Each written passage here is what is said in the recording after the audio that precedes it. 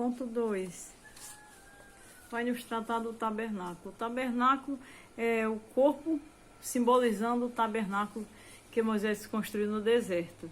Moisés, quando chega ao monte, ao deserto, constrói o tabernáculo para receber a lei e executá-la no meio do povo. O tabernáculo ele tinha 3 partes importantes. Ele tinha o pátio, um lugar aberto para receber o público, o lugar santo e o lugar santíssimo para a habitação do povo e para a decisão. Primeiro ele trata com o portador da presença. O portador da presença era o profeta, é o pastor. O portador da presença é aquele que recebe a mensagem ao povo, que nesse caso era Moisés. Então, quando o tabernáculo fala de todas essas especializações de pátio, espaço externo aberto, lugar santo e lugar santíssimo, trata-se do templo do Espírito Santo, do corpo, da alma e do Espírito. O Espírito Santo que habitará o Santíssimo, o lugar santo que habitará a pregação e o pátio que habitará o pecador. No espaço externo está a vida. Então, quando ela é pregada e que ela decide, ela entra no santo para ouvir. E ao decidir e o Espírito Santo habitar o seu corpo, ele passa a ter unidade com Deus no Santíssimo. Então o Santíssimo passa a ter unidade com ele. E assim se cumpre o portador da presença e o tabernáculo da tricotomia. A tricotomia em nós, por que nós confirmamos a obra do Espírito e a obra do Espírito Santo no humano, na salvação e no homem? Porque o que Cristo fez e definiu no deserto, no tabernáculo e no povo, como ele definiu o mandamento, o Espírito, o profeta, a lei e o sacerdócio, vem para Cristo em nós. Então, no tempo do povo, não existia o estudo das 3 partes e áreas do homem. Então, o homem ele tinha um só destino de vida. E não mudou até que Cristo veio. E Cristo ainda veio como rei dos judeus. Porque era reino, era dinastia. Então, o povo eles só sabiam servir naquele domínio. Eles não tinham equidade. Cristo ele traz para a nossa vida algo que nós não conhecíamos e para o tempo, a divisão do tabernáculo. Quando a palavra é pregada, ele está no espaço externo, eles estão no pátio. E quando a palavra entra, ele entra no santo. E quando ela entra, o Espírito entra nele, no pecador ou no homem transformado, chamado por Deus, ele entra no Santíssimo. Então, quando o véu do templo se rasgou de alto a baixo e ele expirou e ao terceiro dia ele ressuscitou para ser recebido em nós. Então quando ele ressuscita é para dar o Santíssimo, ou seja, habitar com o homem. Por isso o véu do templo na hora que ele morre se rasga, porque ele passa a habitar o homem. Então o homem tem acesso ao Santíssimo. Quem é o Santíssimo? O Filho de Deus que foi crucificado sobre a terra, fez milagre e triunfou na crucificação. Então o que acontece? Isso tudo se cumpre em nós. Então isso é a certeza máxima da brilhante obra de Deus para nos salvar. O Santíssimo hoje habita comigo, habitou com a igreja de Corinto, habitou abundantemente com o pastor Paulo, com Paulo, os apóstolos, discípulos. Todos foram templos e somos templos do Santíssimo. Se o Santíssimo habitar em equilíbrio perfeitamente. Isso é muito importante, isso é o tabernáculo e a tricotomia. Um tabernáculo guiado. Esse tabernáculo ele vai ser guiado pelo Espírito Santo, ele vai ser levado por Deus como morada de Deus. Diz assim, é Cristo que ressuscitou, habitando a vida com aqueles que o confessam. Então, quando você confessa, você entra no santo. Quando ele entra em você, ele lhe batiza com o Espírito Santo, você entra no Santíssimo. E a partir dali você é tabernáculo de Deus, contendo as partes, o pátio, o momento de pensar, o momento de refletir, a parte externa, o santo, que é o limite, a alma, e o santíssimo, que é a decisão. Quantas vezes o pecador se converte e Deus precisa libertá-lo, então Deus vai tratar com ele passo a passo que ele precisa abandonar, e ele sem dificuldade. Então ele vai pensar, meditar, precisar perdoar, precisar aprender a perdoar. Tudo isso é o tabernáculo, é a posição do tabernáculo que tratou o povo de Israel. É uma coisa tão linda, eu acho uma obra tão brilhante. Então, aquilo que aconteceu com aquele povo é para nós individualmente. Então, ele vai tratar, ele vai precisar tirar, como ele ensinou, vocês vão ter parte com a meretriz, então vocês vão fazer corpo com ela. Porque se for para servir o Espírito Santo, no Santíssimo, vocês vão ter que ter um corpo para Cristo só. E zelar o corpo para que seja habitado por Deus com santificação e com domínio, como propriedade de Deus. O 3, o cuidando do templo do Espírito. A partir de agora que o tabernáculo foi chegado e visitado, ele passa a ser o templo do Espírito Santo. Esse templo, mais uma vez eu falo, esse templo foi aquele que foi destruído. O templo é o corpo de Cristo. Ora, Cristo como Deus foi destruído para morrer e habitar em mim. Como que eu não vou ser um tabernáculo e um templo desse Deus, desse Senhor? Como que eu não vou querer que esse Espírito habite em mim?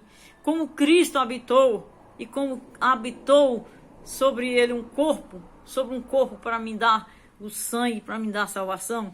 Então, a primeira dica para ser templo: fugir da prostituição. Não prostitua o seu corpo. Não prostitua o seu templo. Seu corpo é templo. Se você prostituir ele com idolatria, com feitiçaria, com heresia, com falsidade, com falso profeta, com prostituição, tudo isso é prostituição. A prostituição não é só o ato do corpo prostituir, é o ato de você entrar numa feitiçaria, numa apostasia, de você entrar numa idolatria.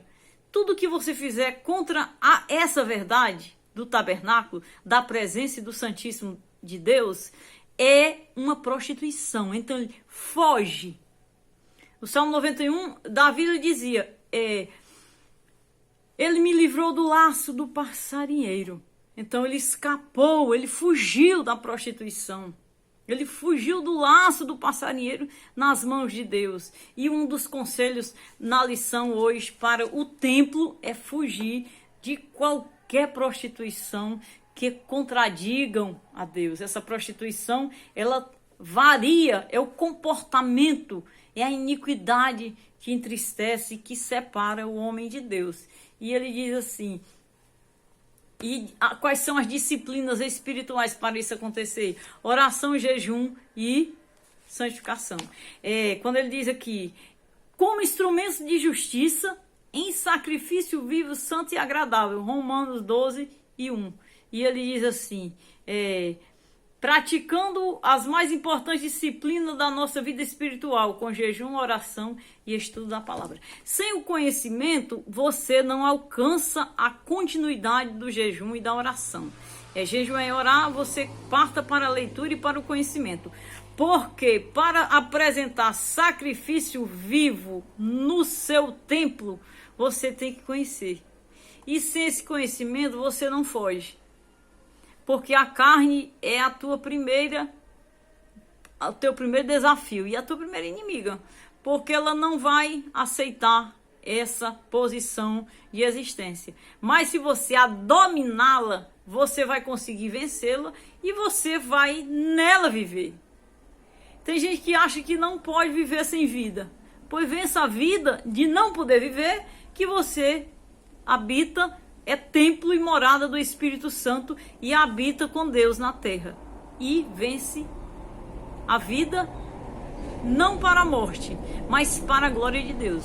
Cristo é que vai te dominar. E as disciplinas corporal é o tratar com o corpo. Eu tenho um corpo, eu tenho que zelá-lo, eu tenho que apresentá-lo a Deus com todos os meus membros. Então tudo isso vai fazer parte de uma divindade, porque vai depender de Deus. Então o meu corpo, ele é templo do Espírito Santo. E esse corpo é uma das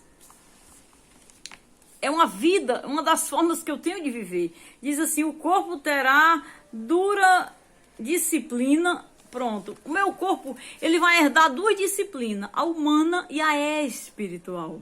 A espiritual, eu sei que é a presença do Espírito Santo com quem eu vou ter comunhão. Para esse Espírito Santo habitar, eu tenho que orar, jejuar e ler a palavra e trazer o conhecimento para habitar o meu corpo. Com essa palavra, com essa verdade e com essa luta, eu tenho que ver o outro lado da vida, que é o humano, que é os sentimentos, que é o psíquico. Então tudo isso eu tenho que pedir que Deus ele administre e me dê poder, autoridade, capacidade de administrar os dois lados da vida, o espiritual e o humano, mas que eu não parta para o humano sem o espiritual. O espiritual ele toma primazia para a administração do humano, porque o espiritual é a presença e o domínio de Deus. Sem o espiritual não tem como você ter salvação ou você ter sucesso em Deus. Você pode ter em outros lugares, com Deus não. Para habitar a Deus, para ter a Jesus, o corpo ser o templo do Espírito Santo, você tem que administrar o seu corpo humano na disciplina do Espírito Santo, no temor do Espírito Santo, na transformação do Espírito Santo, para que a salvação em você abunde, porque é ela que nos salva. O testemunho que há em mim foi ele que me salvou. Essa carta teve vida em minha vida. Essa carta teve conselho para a minha vida. Eu não era e não sou a igreja de Corinto, mas o conselho que ele dá é para nos ensinar.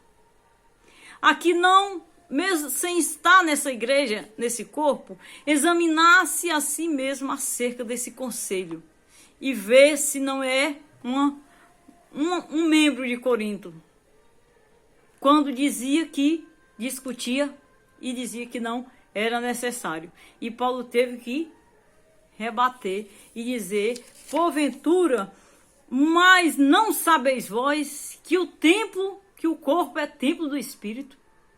Que você não pode dizer que é cristão e lembrar de Deus só na hora de ir para a igreja e quando sair de lá, meu pé não se responsabiliza pelo que eu faço. Eu faço o que me der na telha e depois, quando eu quiser vir aqui, eu venho e eu sou esse filho de Deus. Não. Quando essa lição vem dizendo onde é o templo do Espírito Santo, é para converter-te à verdade da palavra e lhe preparar para a santificação com Deus e habitar o Santíssimo. Sem o Santíssimo, praticamente, eu posso afirmar que não tem salvação. Porque quando o sacerdote entrava no lugar santo e no Santíssimo, com o sangue era para saber se Deus aceitou o sacrifício. E ele saía, o povo estava perdoado. Se ele saísse morto, ele tinha entrado em pecado. Então, puxava com a corda, ele saía morto. Mas ele saindo vivo, Deus aceitou o sacrifício e o povo continuava uma leva de existência debaixo da proteção de Deus e debaixo do clamor da palavra, do conselho da lei. O povo verdadeiramente era assumido por Deus. E isso tinha que acontecer continuamente, o sacrifício. E o sacerdócio tinha que entrar continuamente com o sangue da aspersão do sacrifício para essa resposta. Então era uma posição sacerdotal que vem habitar em nós. Jamais não é necessário o sacerdócio. O nosso sacerdócio é Cristo, que isso fez por nós. E esta é a lição 4, que tem como conclusão as seguintes palavras. Diz assim: corpo e mente saudáveis nos tornam mais dispostos para adorar e servir a Deus. Que vivamos de maneira sábia e equilibrada, como o templo do Espírito, um elevado privilégio, fruto da graça de Deus em Cristo Jesus. Lembrando que o corpo ele tem duas vidas para dar conta. Ele terá 2 disciplinas de vida para dar conta diante de Deus, a vida comum e a vida espiritual, que é a comunhão com o Senhor. Amém.